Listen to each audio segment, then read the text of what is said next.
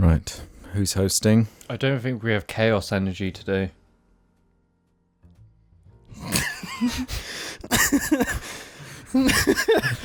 That was the cringiest thing I've ever experienced.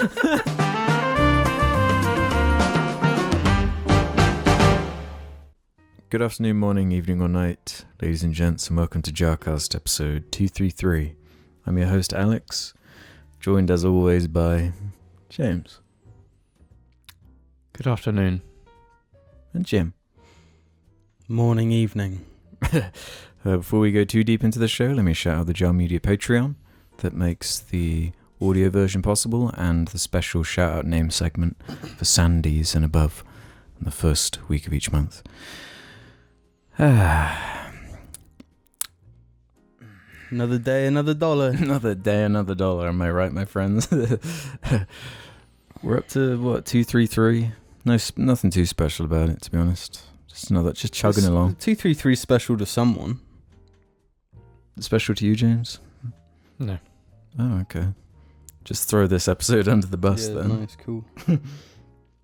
Let's get things going with the housekeeping, then. Will we go to some of the feedback and questions from the last episode and just round up some topics that maybe we didn't fully cover or whatever, other perspectives. There were two major conversations that came out of last episode. The first being the kind of self-confidence, body shaming topic, which got a lot of good feedback. So let's go through some of these. Hooper left one. James's talk on body shaming really resonated with me. I've always been skinny and got the comments about being skinny. I never found it upsetting, just a little annoying, as I've tried to gain weight and failed. The comment about body image at beaches really resonated with me. It's one of the reasons I turned down beach trips. I'm tall and skinny like James, 6 foot 60 kg, and I've only just started properly trying with whey protein and constant exercise. I'm seeing some slow improvements, but I'd like to hear more about James's journey with putting on weight. Got anything, James? Not really, actually. Because obviously, 2 years ago, when I, lost, 4 stone, and I was, 7 stone.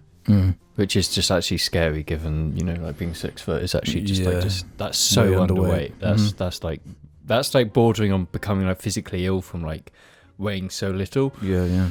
And after that, obviously, I tried, what's it called again? Huel, yeah. Yeah, because you were having it at the time, I think, as well. And you just recommended, because it gives you all that you need. And, slapping, those on with actually eating normally, it's just, my body's getting so much calories and nutrients, it helped me gain the weight. And it was, last year I got back to, 11 stone, which is actually that's a reasonably decent weight. In the range you want for your height, yeah. And then, since then, I kind of stopped doing that. And I started just having a lot more nuts and fruit and having a lot more vegetables and just having a healthier diet. And I have lost a bit of weight since then. So I'm 10 and a half now. But I'm my diet's healthier, so naturally I'm going to be healthier because I'm not eating as much sugar constantly. But I do want to gain more weight, and I think, a gym might be in order. Yeah, it won't hurt. Do you feel different physically? What from now to compared to when you were 7 stone? Yeah, I feel healthier. You've got more energy, more better because obviously your weight and the way you eat affects you mentally. So obviously eating well and just being not so underweight, you just do feel much better. For sure. How do you feel about this one then from Andrew Wu 12? Gonna disagree with James. In most cases, it's polite to not mention someone's physical appearance, but there are appropriate times to, like if they ask for honest feedback, or you have a legitimate concern for someone's health and want to check in on them. Again, this can all be done in a respectful manner, and it just depends on the context.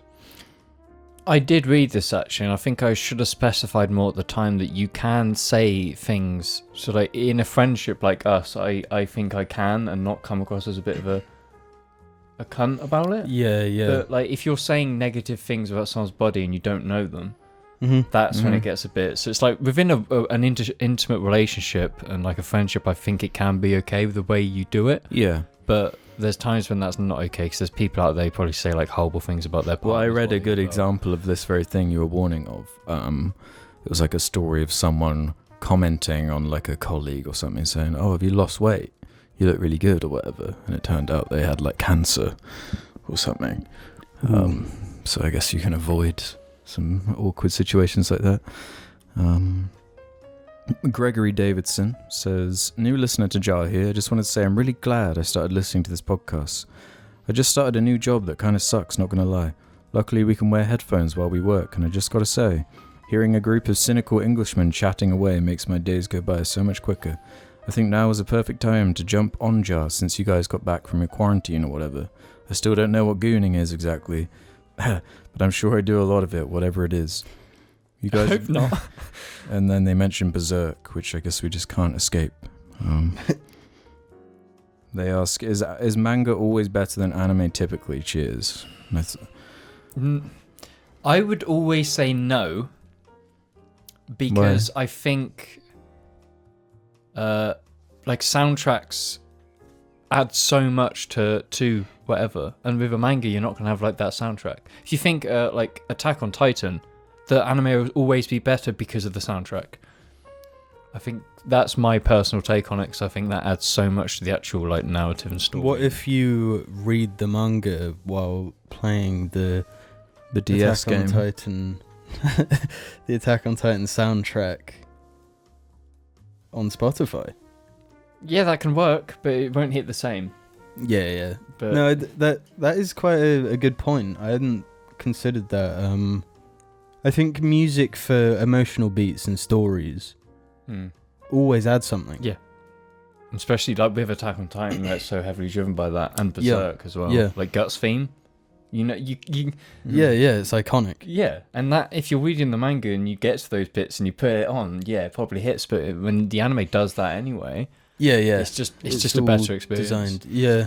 Depends on what the book is too, like what the art of the original is. Yeah, like I imagine if you're reading like Lord of the Rings, like the original ones, the big chunky books, you could probably have like a playlist that is kind of in that style that's going on in the background, and still have that could probably add. Manga's more like comic books, isn't it? 'Cause it's like graphic. Yeah, like novels. graphic novels. Yeah.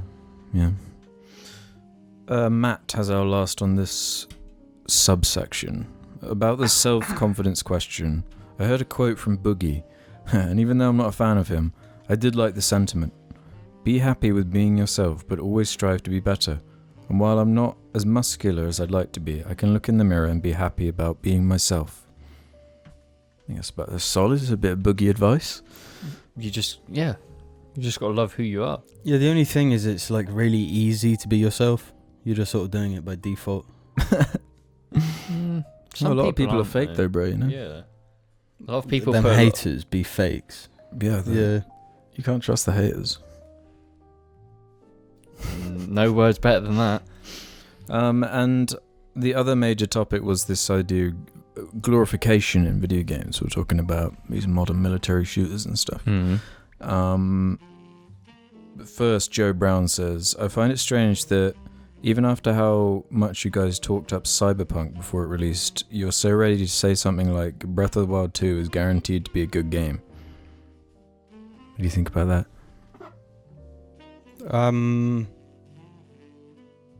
From what they've shown. I mean, number one, Nintendo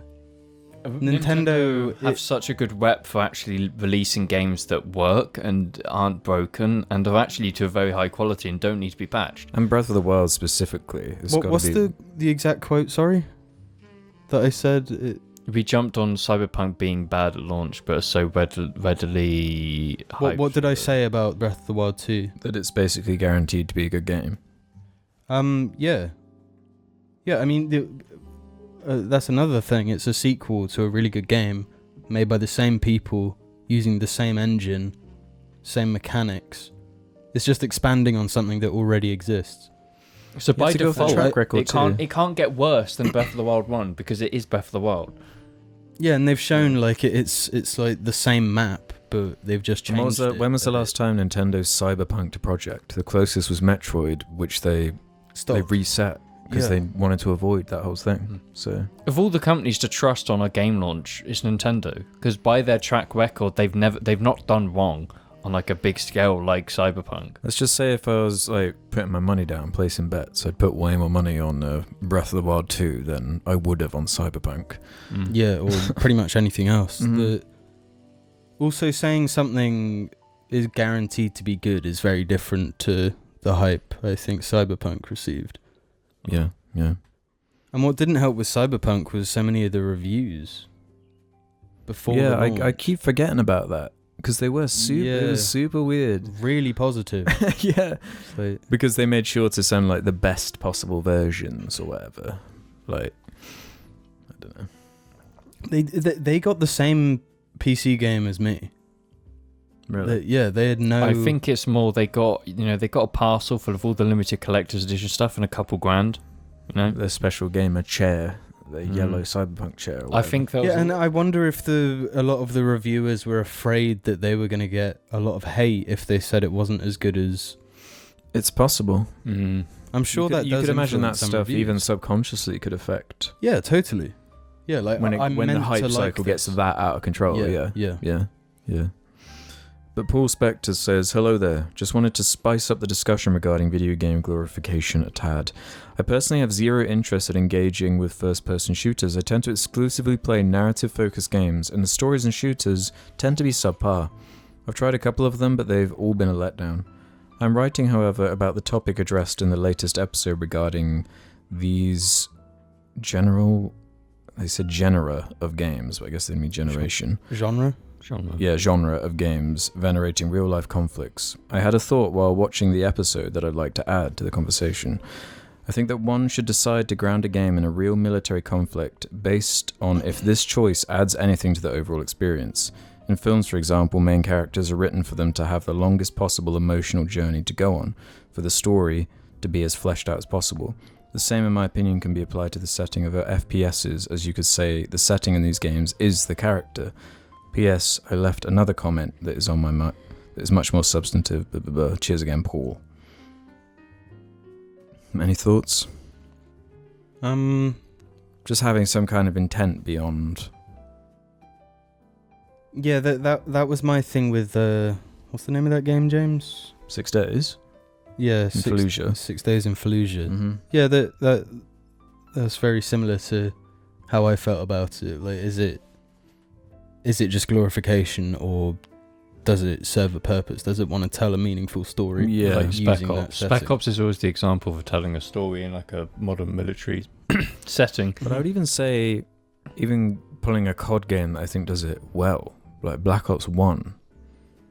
I disagree. I think it uses the setting as a good way to sell that kind of popcorny action bullshit that they do, without it being like. No. So the problem that the it's more like pulpy, and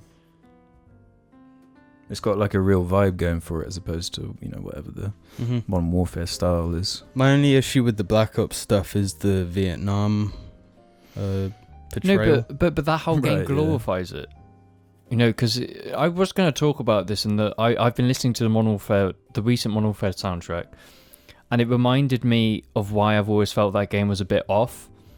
And it does stem from the glorification part, because I don't think the game glorifies military stuff as much as the other CODs. So which one are you saying doesn't glorify it as much? The recent one. The latest Black Ops? Modern Warfare. It's so confusing. So the latest Modern Warfare, which is like it's the edgy one. Yeah. It is the completely edgy one, and that's why I've always felt weird about it, because I was just listening to the soundtrack, which I want to say is really underrated. That soundtrack is generally actually incredible. And I was thinking about it, because whenever I think back to that game, I get a really bad taste in my mouth. And it's because of the way the glorification is. And the most similar thing to it is Black Hawk Down. I like that movie a lot, but I never want to watch it, because it doesn't really glorify like the combat. It's edgy and it's not pleasant. That movie in particular is trying to make you kind of just relate to what it would be like in such a chaotic, out of control situation, and relate to like the soldiers in that. But my comparison point is like the end of Black Ops. You do all of this, and it's just fighter jets, boats, and it's like heroic, and that's glorification. The way, the sort of way, fanfare sort of stuff. And those two cards and what Black Ops and Modern Warfare do that so much. Like if you think of those games, you instantly hear the soundtracks where it's all heroic. It's all. But how much of it is power, fantasy, just silliness, and like how much does that matter? Because that's what some people were saying. Let's read this from Cody T.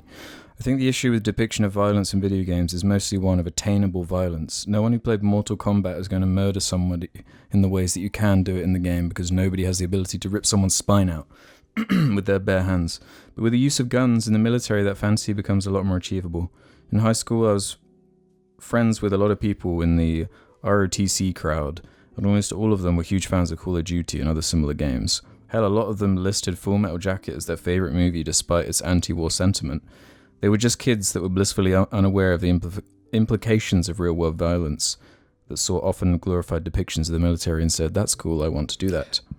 Yeah, and I'd say that's where the recent Modern Warfare and the original Modern Warfare differ, because... That's what I mean about, like, Black Ops 1, it's so removed, I feel like.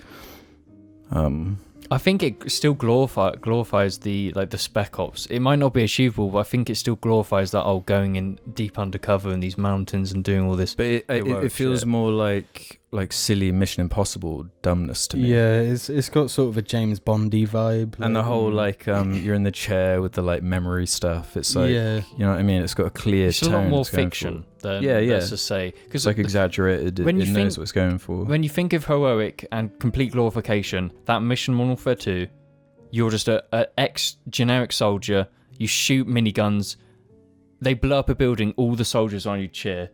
That is glorification. That's the thing, though. At least when Modern Warfare 2 does it knows what tone it is. It's so absurd.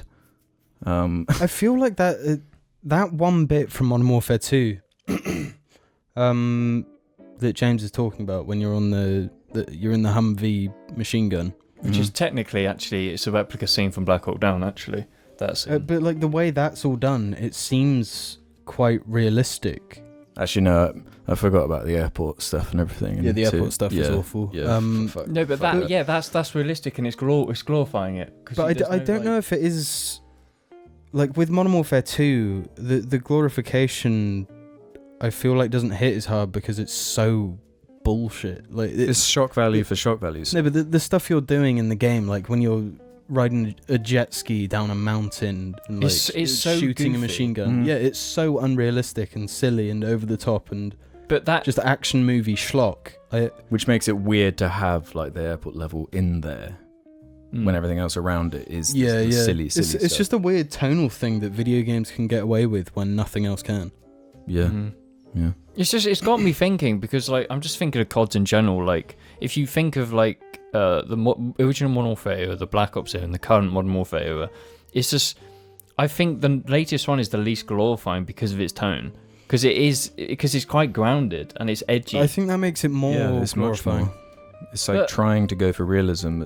But it's not glorifying because it leaves a terrible taste in my mouth. That is terrible. When I find I don't. It might just be me, but it's just I don't find it glorifying at all because it's serious. Because it's this is terrible. Because Spec Ops kind of way, yeah. Because it's the game. Some of the events of that game, and Captain Price in the Piccadilly Circus, which is quite a shocking level. Actually, I think it's quite a good level as well. But he just has to make that split-second decision to just kill someone because they're strapped in a an innocent person has a bomb vest on. And he's in a room full of other innocent people, and they can't get the bomb vest off him. So they have to sacrifice him to throw him over a rail. But I don't think that's glorifying, being a Spec Ops soldier, because it's that's horrible. And that's the vibe I get. Captain Price is the character, and he's like that because he's completely trained to. It's not cool.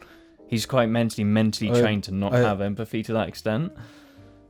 I think a lot of people would say that is cool. That scene is cool. And that's why I question, do they not get the undertones of that game? The whole soundtrack is so not glorifying. Because it's the Modern Warfare 2, you can hear that hyper heroic music. Honestly, I think that comes down to the person making the music. Because Hans Zimmer, makes that sort of chanty music. But the soundtrack to the recent Modern Warfare isn't like that at all, and it's so edgy, and I'm saying edgy a lot, but it doesn't have that same vibes, and actually it's not going to be like a heroic scene when that's not the sound that's associated with it. But he does save the day in that scene. And throughout the game, there's a part where you're interrogating someone. Yeah. And Price hands you a gun to point at the person you're interrogating. You point that gun at his wife and child, and you can pull the trigger. I don't know how to feel about that. I think the game it conflicts on what it's going for. Like it's going for the edgy, grounded. It's almost too ambitious for a Call of Duty. Well, the issue is they say like you as the military guy have to do these horrible things to save the world, but they never show you doing something horrible and it not working out.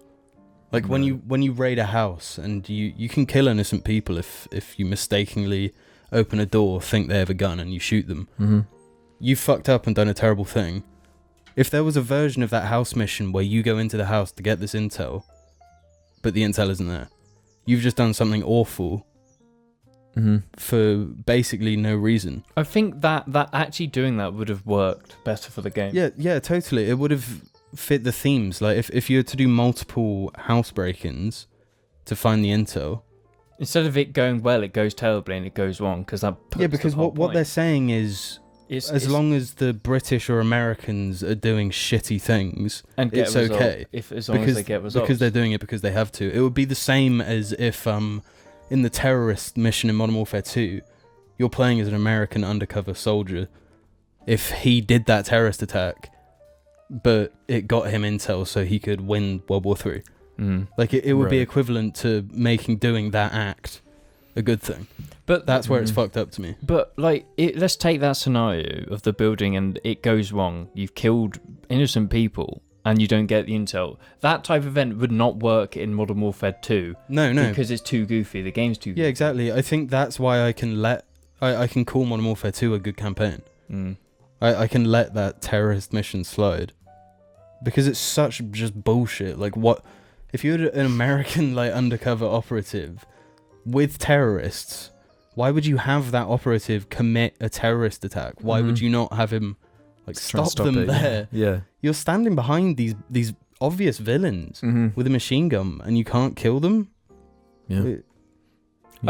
Shocking. I think the whole vibe that the recent Modern Warfare has going for it, they could make it quite good if they actually make it. Yeah, I think if the sequel did one of the things that we just said about it needs to take influence on Spec Ops, as it it can't have this binary good bad.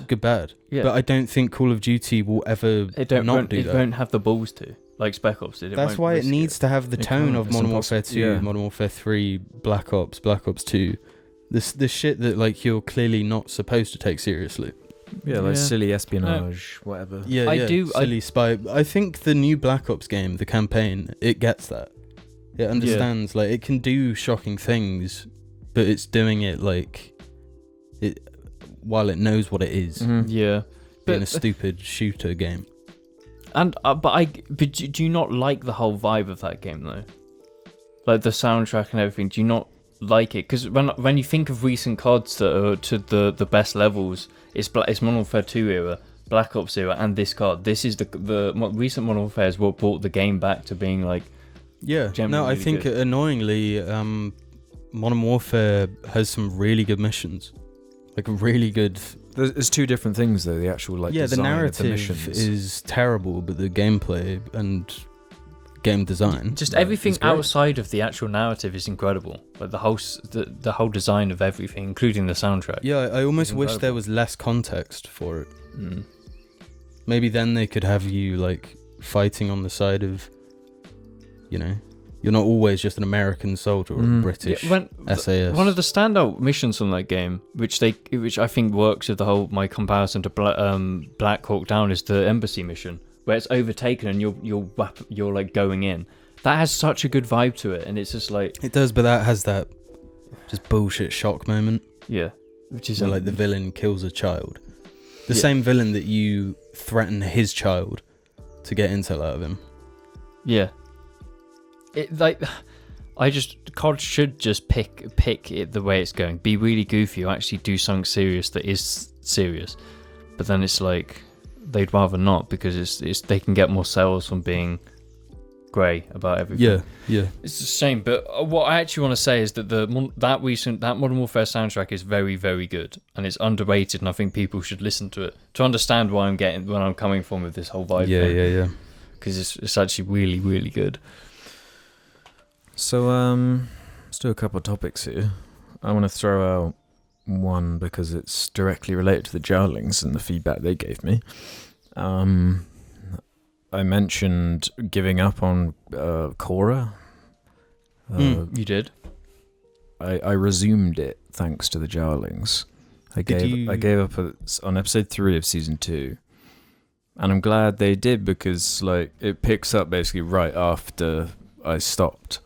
And there's 2 especially good episodes in that season that are just like a different art style completely, and like it's like a different story that is related to it, but it's cool. But season 3 specifically, everyone was right. It's really fucking good. It's really sick. Really? In that season, it feels like they got that formula like just working, like all the mechanics like just coming into place.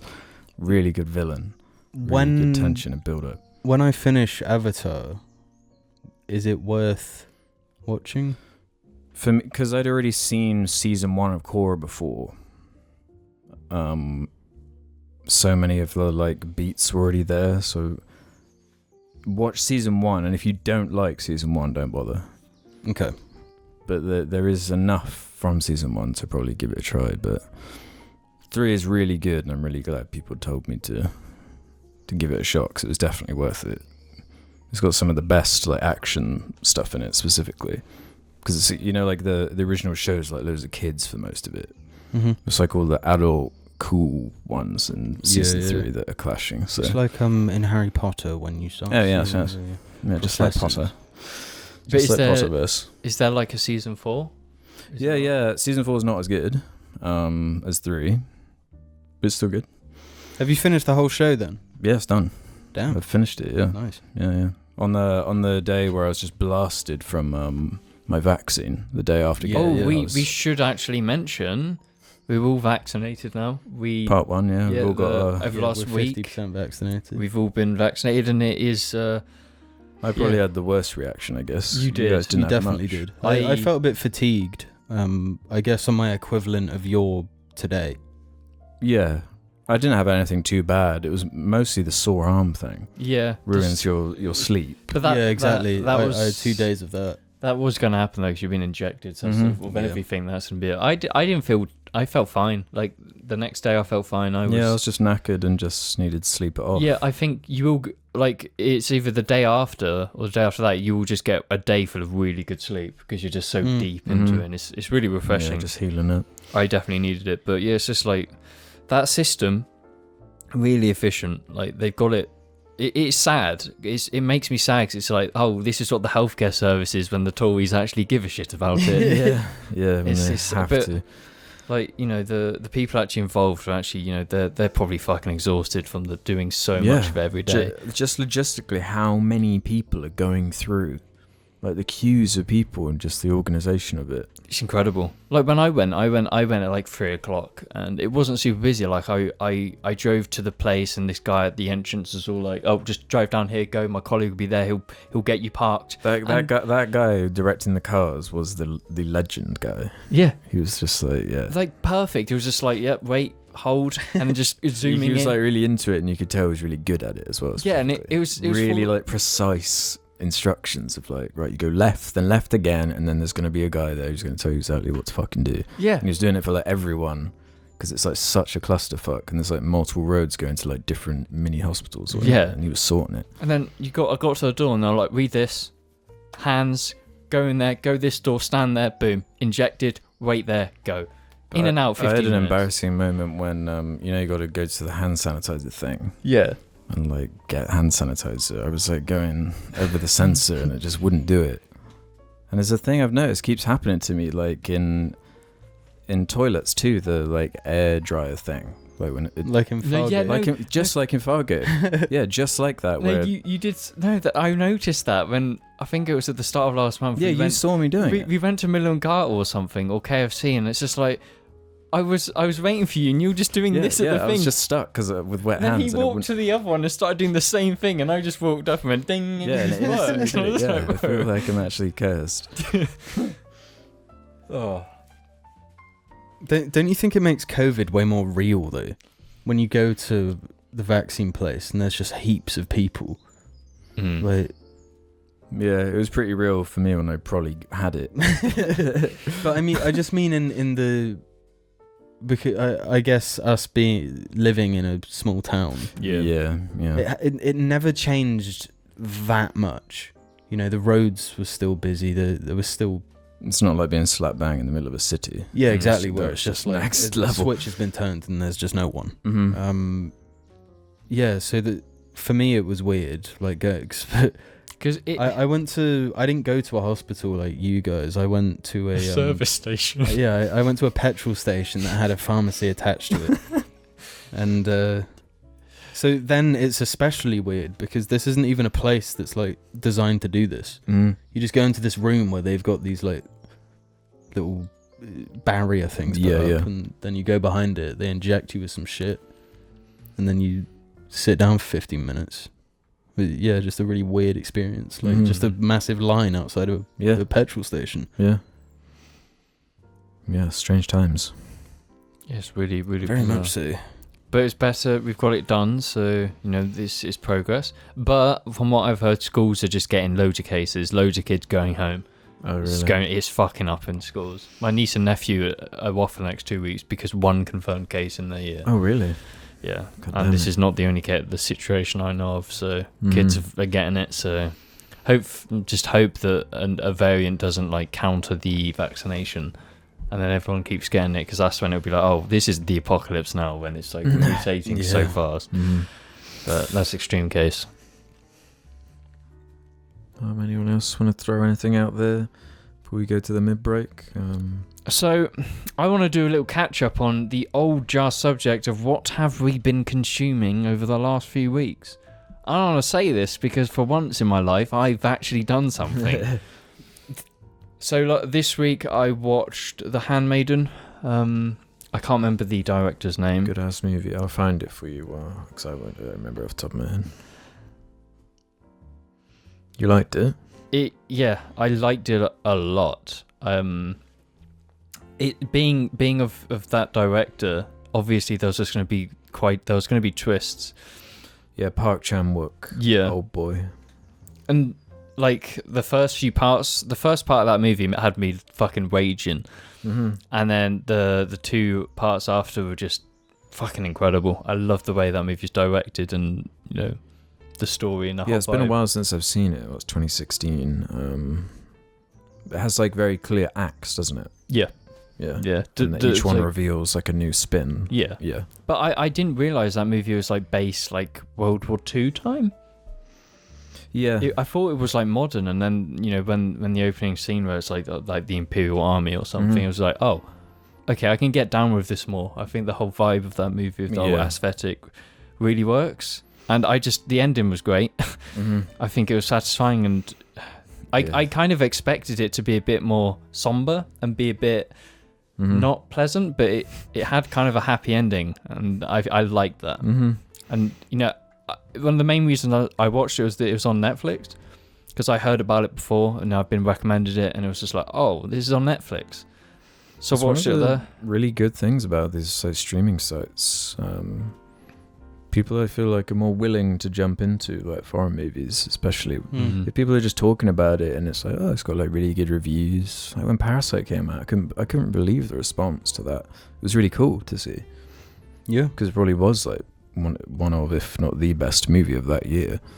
Yeah, definitely up there. So it was cool to see. It's probably the on the international level, it's probably the most well known like Korean movie now, and I think the last one would have probably been Old Boy. before that. Yeah. So it's just nice that people are actually appreciating foreign films, in English speaking countries, because it's like there's so much there. Like people need to like see those and appreciate them. And then I watched the mini Netflix series called Barbarians. That's about the Roman Battle of the Teutoburg Forest. I pronounced that terribly, but it's a 6-part mini-series, 50 minutes on each. Not 100% perfect. It's not like the most accurate telling of that whole battle, but like they've taken liberties because it needs to be viewable, but people have no interest or no knowledge of like the whole Romans and all that. But they put loads of effort into the the costume design, the stage like big design, battle scenes and stuff. At the end, it all works up to the end battle. But like the nicest thing is the Romans speak historically accurate Latin. So yeah, that's cool. The German tribes speak German, the Romans speak Latin. So it's like they can't communicate with each other because they just don't. It's just a real thing of that era. That's a cool detail. And that is nice hearing that. And I think they put so much effort into that. It's worth watching because of that. And it's just nice to see. And even if you know nothing about the Romans, I think it can be just a good entry point. So it's like, oh, I understand this is what happened. And you look at the history and then it's like, oh, it's a good entry point. I would recommend it because of the spoken Latin. It's really nice. Fucking sweet, bro. But other than that, it's all good. Do you have any bruh for the mid, bruh? No. No, I won't. I won't. Just save it for another day. Okay. We'll see you after these messages. Jar Media shirts now, or I'm gonna hurt you. Description below. Good afternoon, morning, evening, or night, ladies and gentlemen. Welcome to the second part of the show where we head over to Reddit to answer some quizzes, some questions. What's our first quiz? Let's do the first quiz from King Cocker. This might have been asked before, but what are your opinions on the open season movies and how they made their third movie about a circus? What? I thought, isn't that just I didn't realise, to be honest, there was an open season 3. I didn't know there was an open season 2. Actually, to be honest, yeah, I'm with you on that. Yeah. I thought it was just like Who a made knockoff. open season? Some fucking homeless guy. I thought it was just a knockoff like Madagascar and it never caught on. Is it rip-off No, Madagascar? it's not a rip-off. It's like it's Canadian Fern Gully. This is the premise. Boog, a domesticated grizzly bear, finds himself stranded in the woods 3 days before open season, forced to rely on Elliot, a fast-talking mule deer. So it's Shrek. Yeah, it seems like a Shrek knockoff. Yeah, I think you're right, to be honest. Martin Lawrence is Boog. Yeah, it's Shrek. Yeah. So the answer is, Yeah, it's alright. yeah, if anything, underrated. Hmm. An underrated franchise. We'll do a whole series of YouTube videos on it if we get to like $10 on Patreon. Brendan RD says, question for Alex or whoever publishes the casts. I've noticed that throughout the lifespan of Jar Media, the word JARCast has had multiple forms of capitalization. For example, JARCast fully caps, or JAR, the C, being upper, and then AST being lower. Can we get an official way to spell this word properly so I can finally end this mental dilemma I've been experiencing? No, it's capital J, capital A. No, it's JARCast. It's JARCast. Capital K, capital A, K. Then R, S, T. JARCast.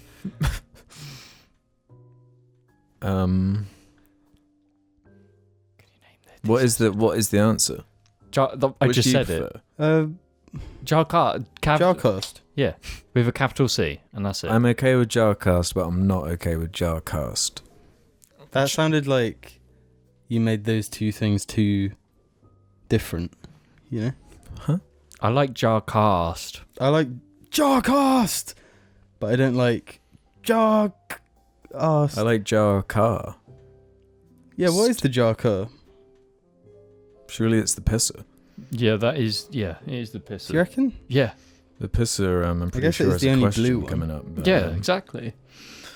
Alistair13 says, with the announcement of a new Kanye album, do you think we're getting another Jesus is King, or are we getting something new? Has there been an announcement? Yeah. I feel like it's pointless even keeping track of the things he's publicly saying. Because wasn't he supposed to... What was it called? Donda? Whatever happened with that? Yeah. He got divorced, so he stopped. No, that's not even true, is it? Because he... Wait, what about... He was doing like a... Was that the Yeezus sequel? Yes. Yeah, right? Right. Yeah. Yeah, and that's what was being worked on, and that like changed into Jesus is King. Something like that, but there's a bunch of just completely different songs that you can find that are not Jesus is King, right? Maybe I don't know. Donda will come out. Lord knows. But I don't know. He's impossible to predict right now. Yeah. Yeah. We're probably going to get a... If it's like that Dre song, I'd be down. If it's more like Nah Nah Nah, whatever it was called. Didn't Dre do the production on No No No? Oh, did he? I might don't have. know. I only listened to it a couple times. Yeah. We might get something good like a follow-up to Life of Pablo. The life of... Cadbury's. Monte Cristo. James House asks, how old were you when you had your first hangover? How do you deal with bad hangovers? I think I was 19.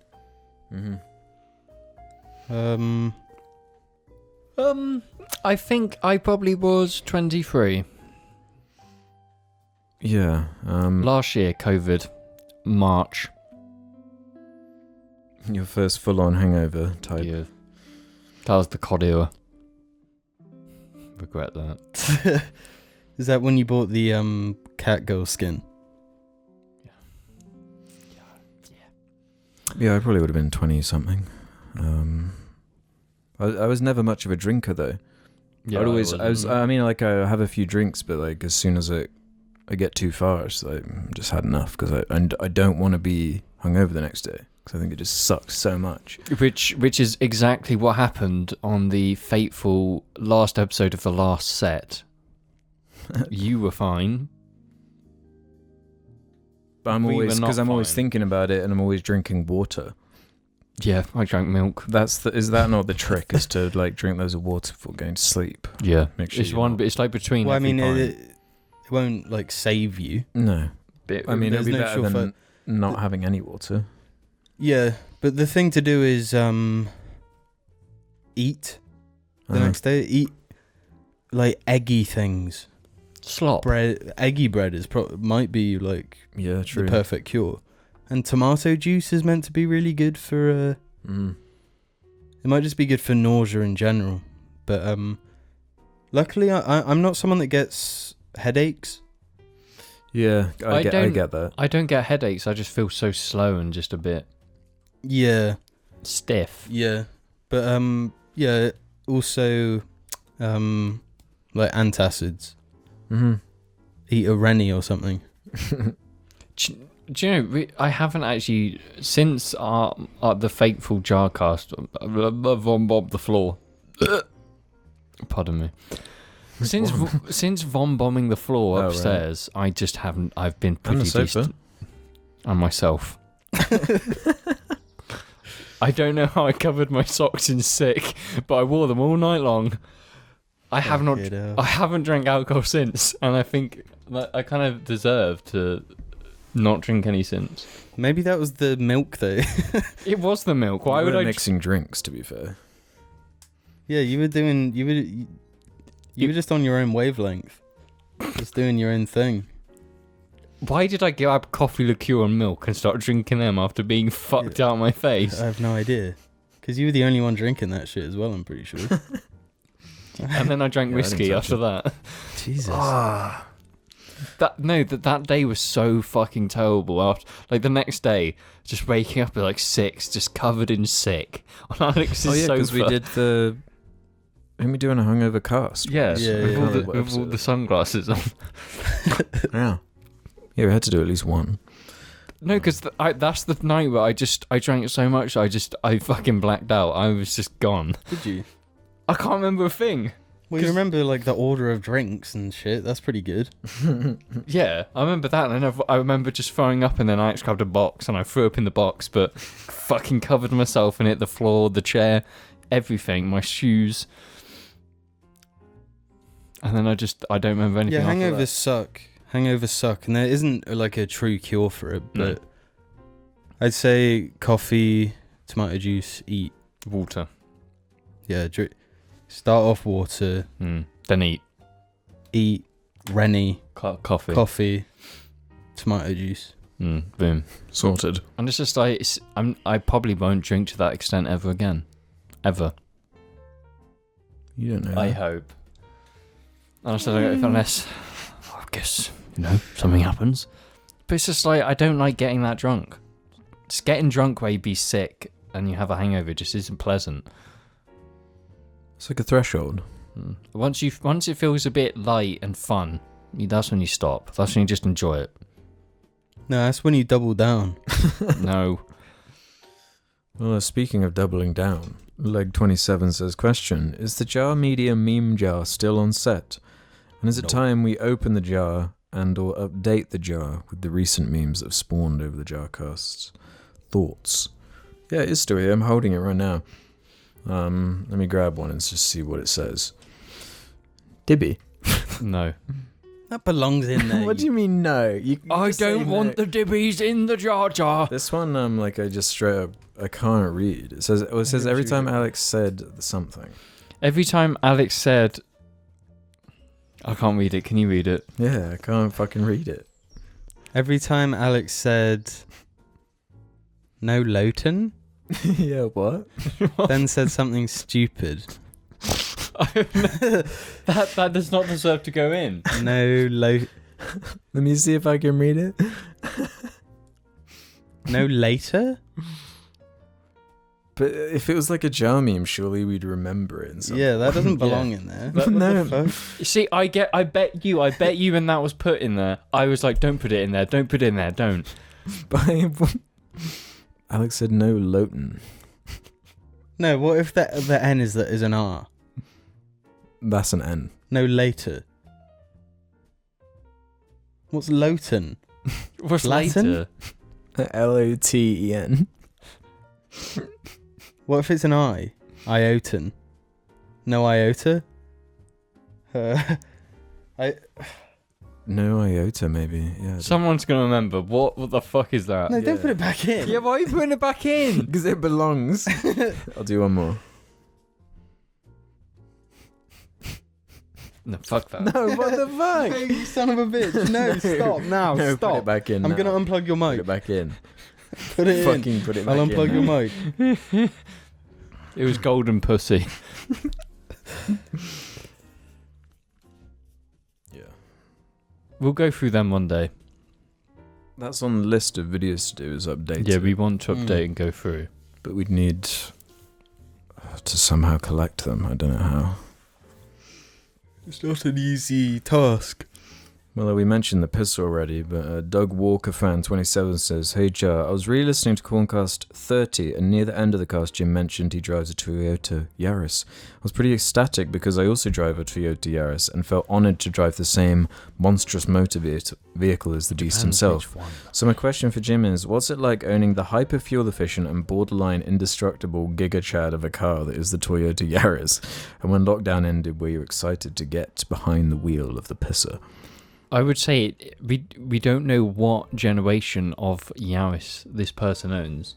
But surely what they described just as a catch-all, like it's just always been. No, that because way. Are they not all really efficient, all tanks? No, they are. No, because the newer ones got more complex because they had to be acceptable. The pisser, the original pisser, was just a Chad. It's just. It was based. It didn't. I didn't get that. Could you try? It was base, Siri. It wasn't influenced, you know. It was just like, you know what? I'm gonna be me. I'm gonna be the Yaris. I'm gonna be Boogie 2988. Yeah. It wasn't Boogie yet. Yeah, it wasn't influencing yet. Yeah. It wasn't influenced by Boogie yet. It was Boogie. That car was obscenely efficient. Yeah, it's a nice car, but it does piss me off. It's got no aircon. It's got no aircon, and at the moment that fucking fucks. The window. That's so shit. The window's broken. Yeah, the window broke like 2 weeks ago. The clutch is no longer squeaky. That's good. No, it stopped squeaking. Now it's squeaking again. Oh, okay. It's when did it squeaking. stop? It stopped for like a month. Really? Yeah, and then now it's squeaking again. Isn't there, what else is broken on that? Well, the clutch is just really high. Mm-hmm. It is a strange placement. I find it's not the most comfortable drive. Oh yeah, the lock doesn't work on the key fob. That's my fault. I put it in the washing machine. And the spare keys were already broken, so now I have to use it like a 60s car. And it's got like -6 horsepower. It's also I don't think people realize the pisser. It doesn't have the badge at the front. It just isn't there anymore. Yeah. No, I want to get like what's it called, a hood ornament. Yeah. Boom. Yeah. It's the paint is just like. It's what you'd expect from like a 2004 car. That's it's what you through expect from a vehicle that would be in like the Last of Us or something. And it, like the back seat is just covered in James's messy eating trash. There's probably like melted ice cream spilled all over the back. Do we want to explain that you? No, we got this. Jamie's Toyota Yaris. Okay, so I got a letter. Are you sure we haven't talked about this on Joe? I'm pretty sure we haven't. I got a letter a few months ago saying, warning, your airbag in your car can actually not save your life, but actually kill you if you get into a crash. It will shoot shrapnel into your face upon crashing, shredding you to pieces if such a thing occurred. And the funny thing was once you told me, I was like, "Oh, but it'll be fine. Just leave it." Yeah. No, but I could get a free like repair, so I sorted that out for someone to come and pick it up. And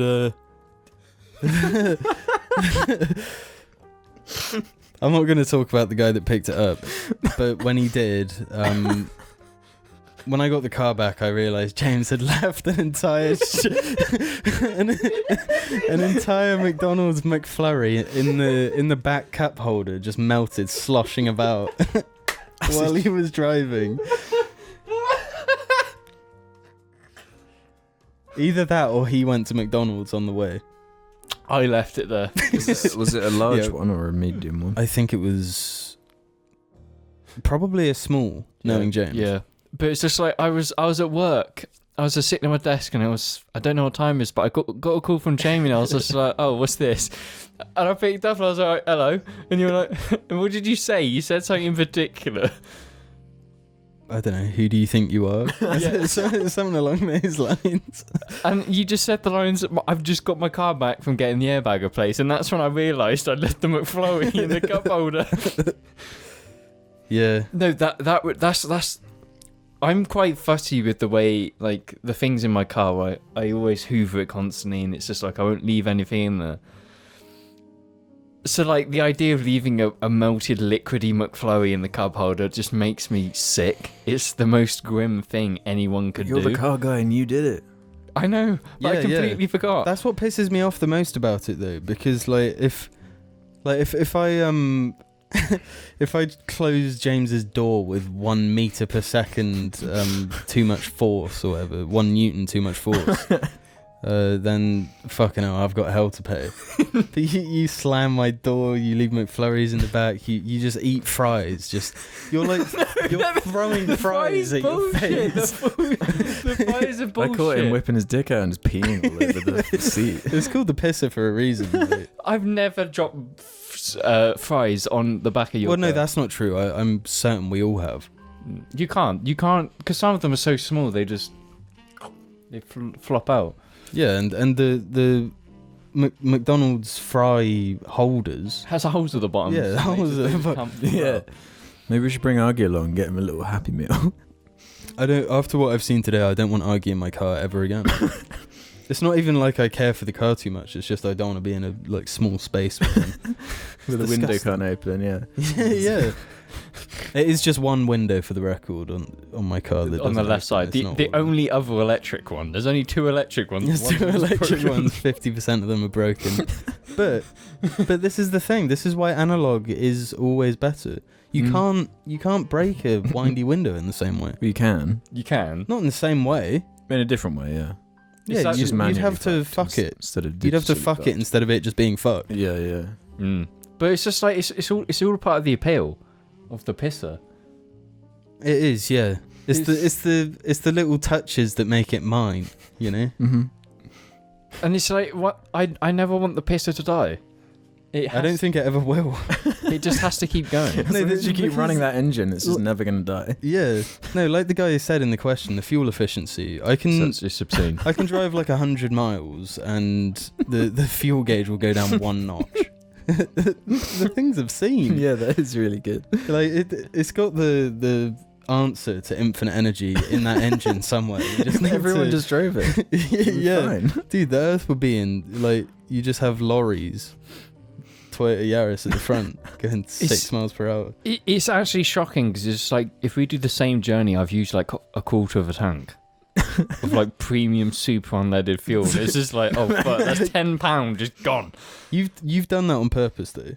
Your car would be more efficient if you didn't make it less efficient. Yeah, true. If I just didn't buy it, it'd be more efficient. It's inefficient from the factory. Surely it's more efficient than Bluey. Surely. The noise pollution alone was No, obscene Bluey from was the- inefficient because I drove like a lunatic. All the time, everywhere. Did you feel like an asshole driving that thing? Yes. All Did the you time. like feeling like an asshole? It was a bright blue car with bright white wheels, and it was the loudest fucking thing in there. It was obscene. loud. I remember when we filmed Jar and James would leave at like 11, turn his car on, and I'd just be like, Yeah. "Oh, shit.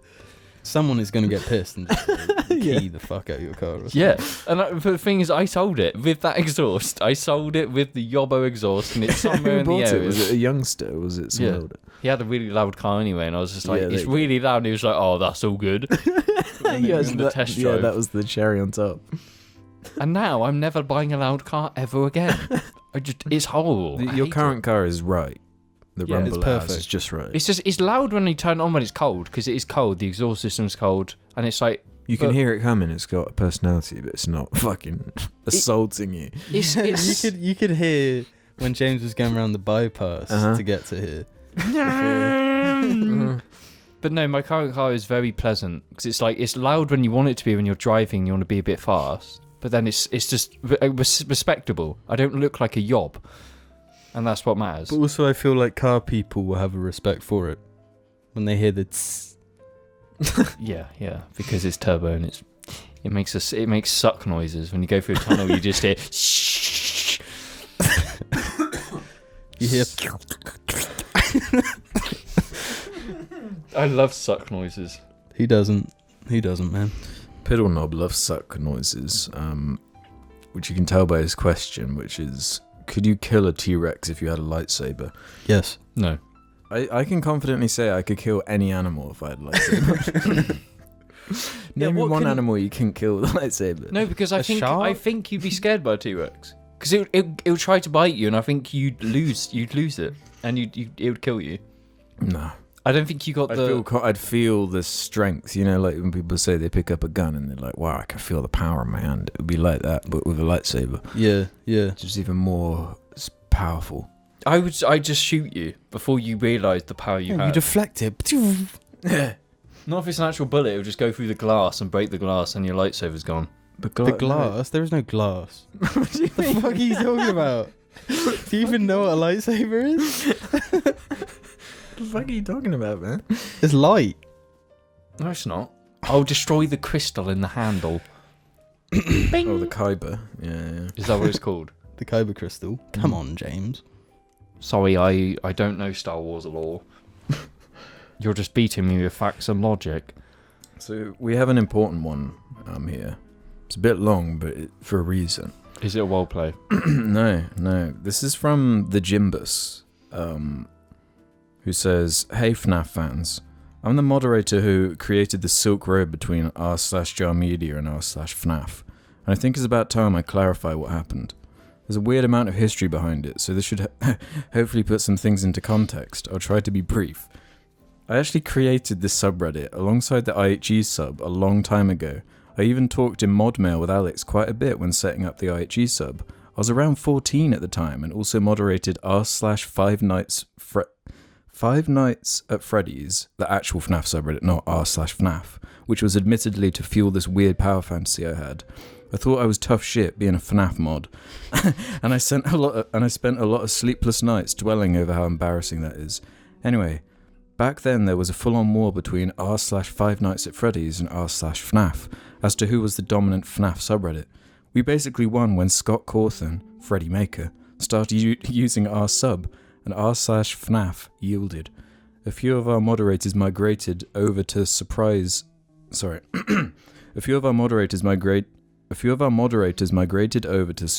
the surrender, and r/FNAF was made private. There was a weird amount of politics on the FNAF sector of Reddit, and it was about as nuanced as you'd expect. Around 2017, I deleted my Reddit account once I graduated high school because I wanted to let the past die. Turns out I was the only active moderator on r/JARmedia, and the subreddit was left almost completely unmoderated for 4 years.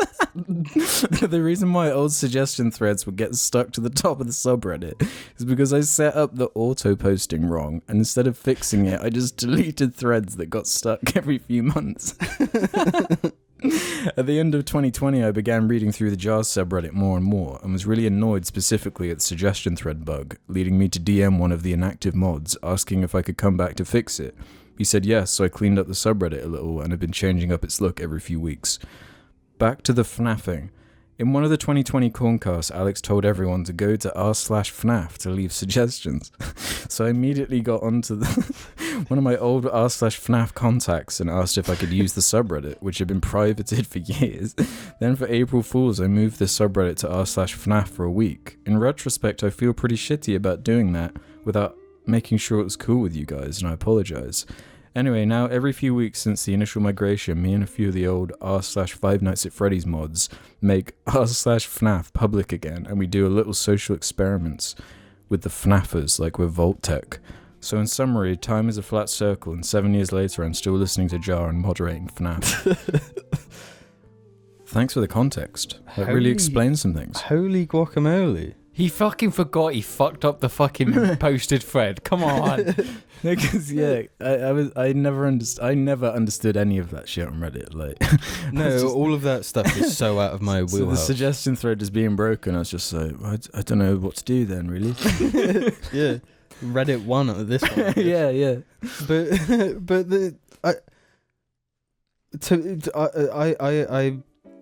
But no part of me believed that like r/FNAF had like any history with JAR.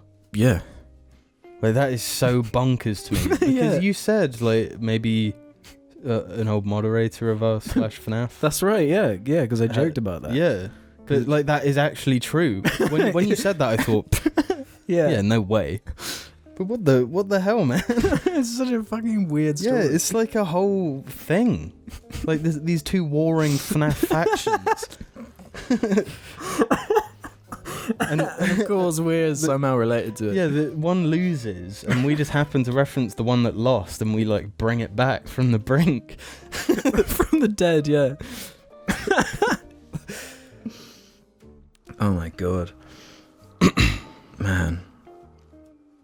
I don't even know how to follow that up. You can't really defeat that. James, do the Domino's yodel. Domino. No, we need to infiltrate another subreddit. We need to spread our tentacles. But why was it r/FNAF? Why was it FnaF, Alex? Well, because we're making fun of... Snash flaff. Is that what I said? Yeah, that's what James said.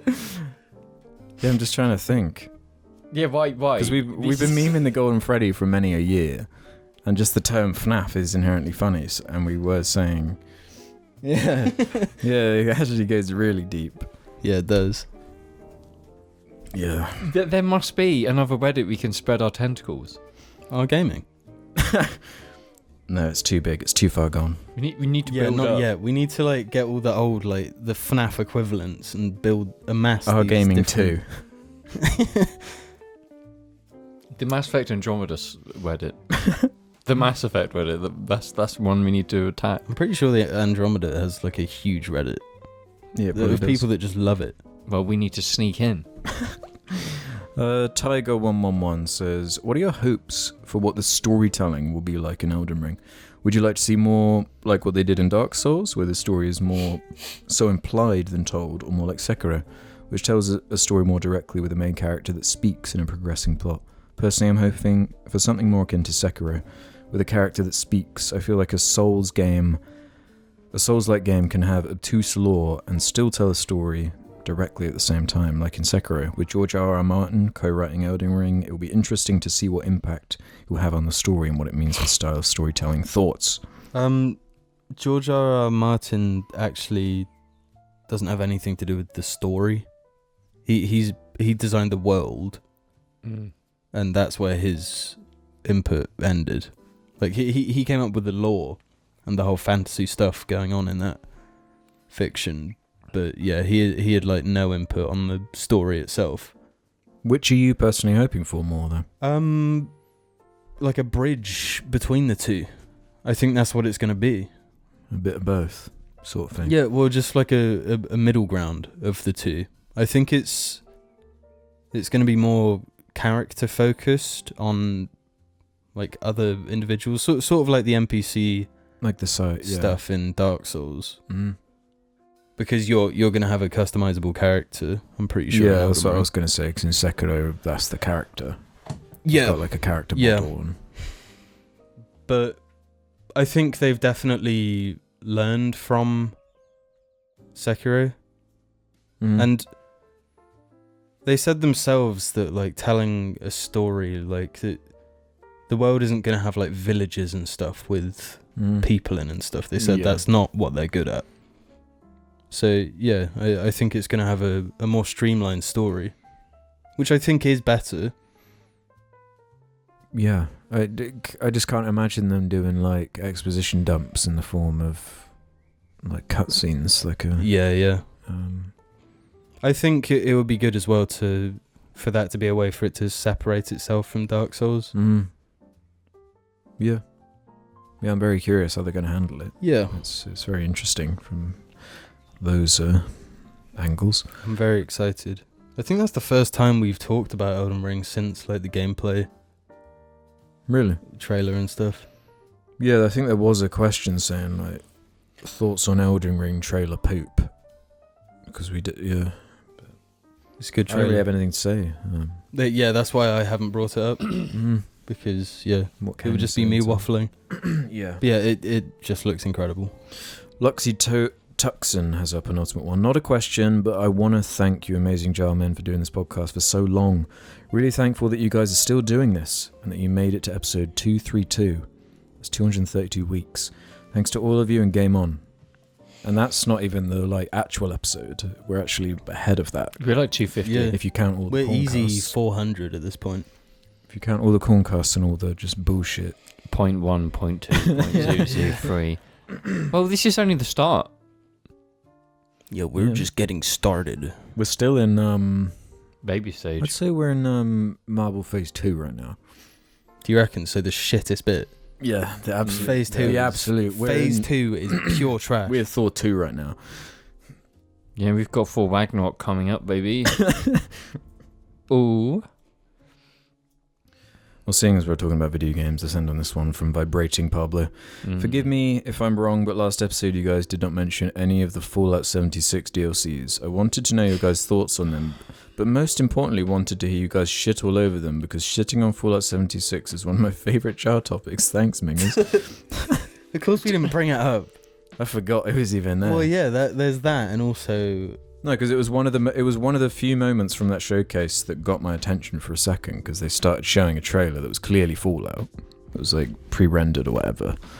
So it was like, oh, are they like showing whatever the new Fallout's going to be? They're like, what's it going to be? And it was like, Fallout 76, the new bit. And then it's like, but we're not done. We've got like the next one as well for you to see.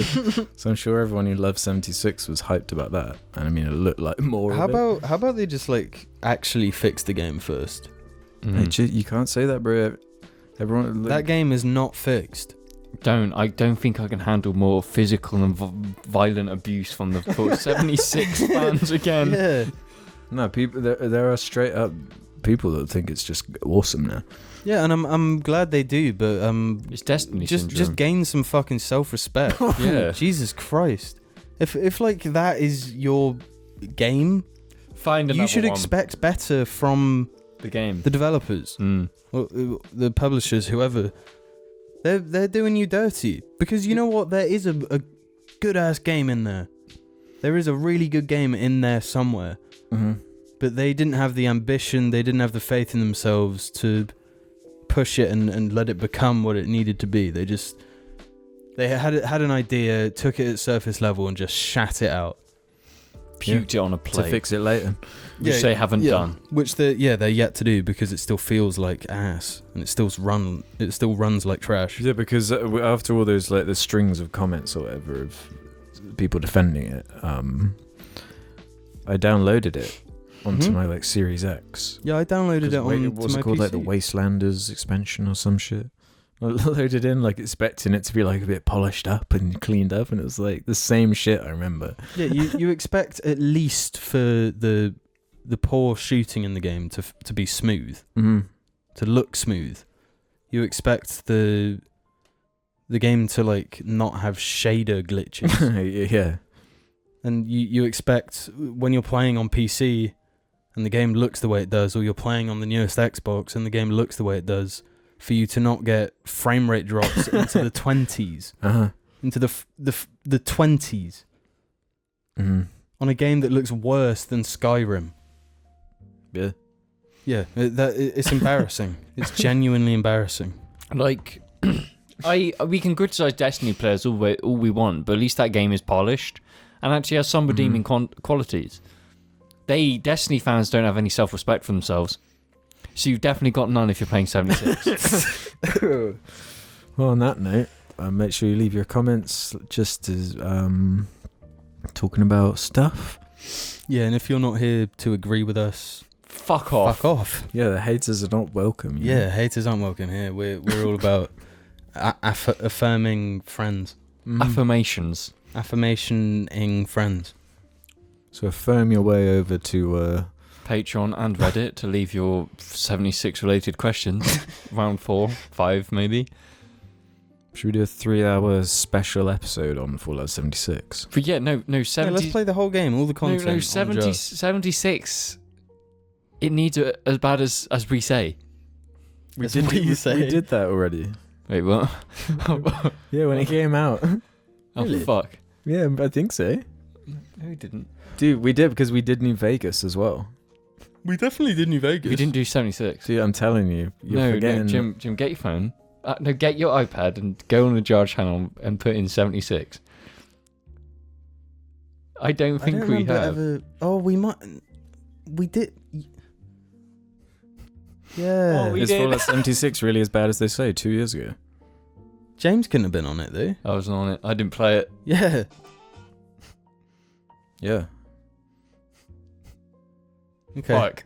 Well, We need yeah. to do an updated video to explain how the DLC hasn't changed the game, but it's still shit. This is the thing. There's like 2 Jamies. There's 2 Alexes. There's 2 Jameses. Pre-COVID, post-COVID. It's like pre-COVID, different era, Yeah. Yeah. There's a hard line in the sand now. Yeah. And during COVID is just like this weird, like Shit, it's terrible. fat limp. It's the bit of the meat you don't want to eat. It's like the sexy, yeah. sinewy brain. It's the when you get a T-bone, it's the bone. Yeah, it's like you throw it in the bin. You don't use it. Yeah. Now we are the fucking fillet, man. We are the fucking filthy fillet. Just the sloppiest, yummiest fillet you can ever imagine. James's go-to adjective is sloppy. It's sloppy to describe something good. The sloppy can both be good and bad. Like a kebab, that's sloppy, but that's good. He's got a point. Yeah, no. But then there's like sloppy, like a melted McFlurry.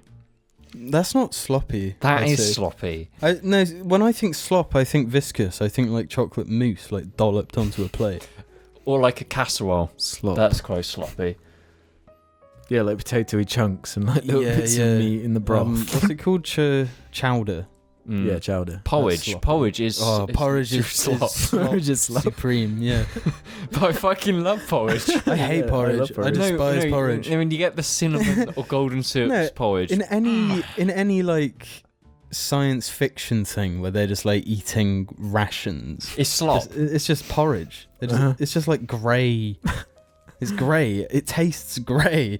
I hate it. I honestly love the word sloth. Society does not half the fun, yeah. Just doesn't use the word because it's like when you're describing something and it's like sloppy. it feels so good. It's a sloppy kind of episode, you know. The sloppy episode.